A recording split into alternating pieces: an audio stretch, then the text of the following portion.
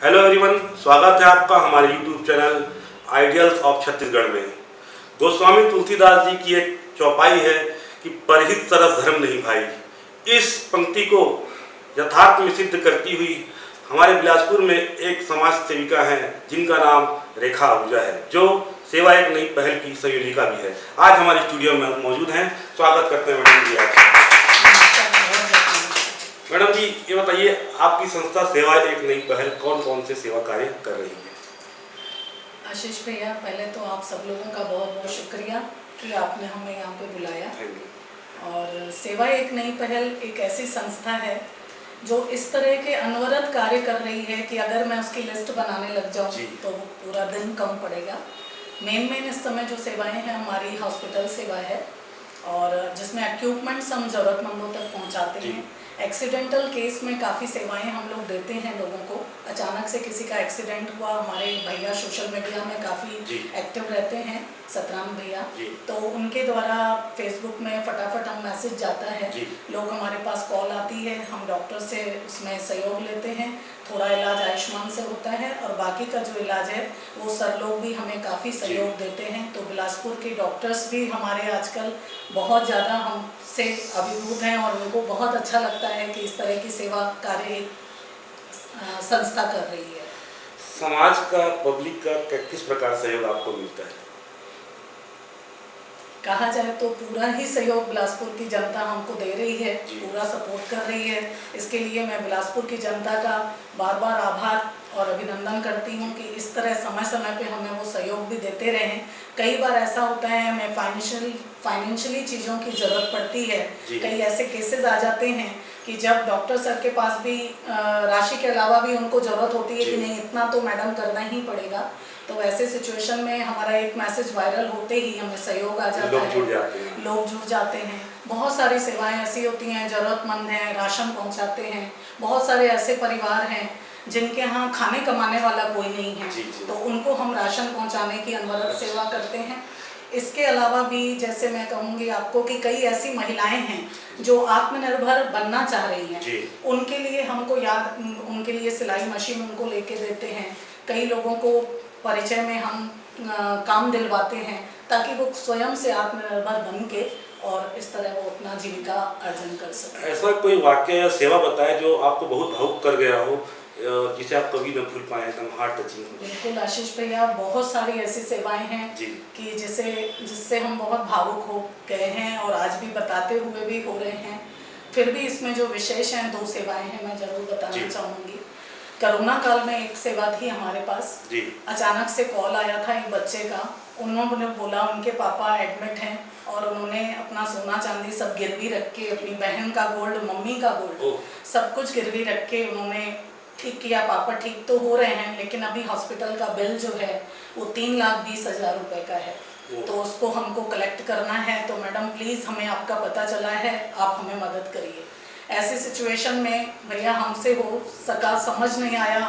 हम मानते हैं, हम हर क्षण एक चीज़ की कल्पना करते हैं और उस संकल्प को लेते परमात्मा को कहते हैं, तो हमें महसूस होता है कि परमात्मा हमारी वो चीज़ ज़रूर पूरी करते हैं। हमने उनका प्रश्न वहाँ रखा, तो उसके बाद हमने कंटिन्यू जिसको मन में आया उनको कॉल लगाया और कोशिश करते करते अंजाम ये हुआ कि उस हॉस्पिटल से 3,20,000 का जो बिल है वो 0 हो गया। क्या बात है।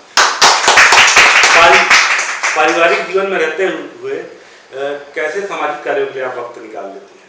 उसके लिए सबसे बड़ा श्रेय दूंगी अपने हस्बैंड को। क्या बात है। क्योंकि हमारे हस्बैंड, नाम बताइए सर। जी, मनोज आहूजा जी उनका नाम। क्या बात है। और वो खुद भी सेवाओं से जुड़े हुए हैं, स्पिरिचुअल सेवा वो बहुत ज़्यादा देते हैं। क्या बात है। आज भी अभी मैं जब आ रही थी तो किसी के साथ घर में कुछ आध्यात्मिक ही बात करके उनको समझा रहे थे, क्योंकि आज के समय में हमने देखा है 60-70% लोग जो हैं इस समय डिप्रेशन का शिकार हैं।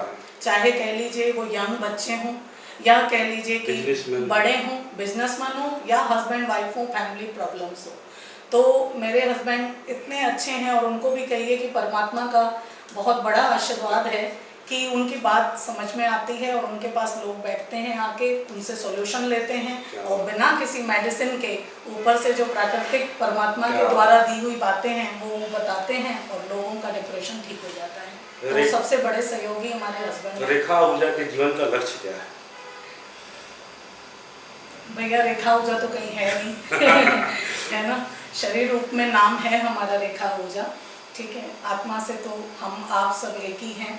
और लक्ष्य कहना चाहिए तो लक्ष्य बस और अंतिम सांस तक यही एक मेरा लास्ट वो है संकल्प है कि मरते दम तक अगर मैं समर्थ हूँ और मैं सक्षम हूँ तो किसी को मेरे मुंह से ना निकले, ना नहीं निकलना चाहिए। और दूसरा, अहंकार कभी भी किसी के रूप में भी मेरे पास अहंकार की भावना नहीं आए, ये मेरा परमात्मा से संकल्प है। प्रेरणा स्रोत किसको मानती है अपना?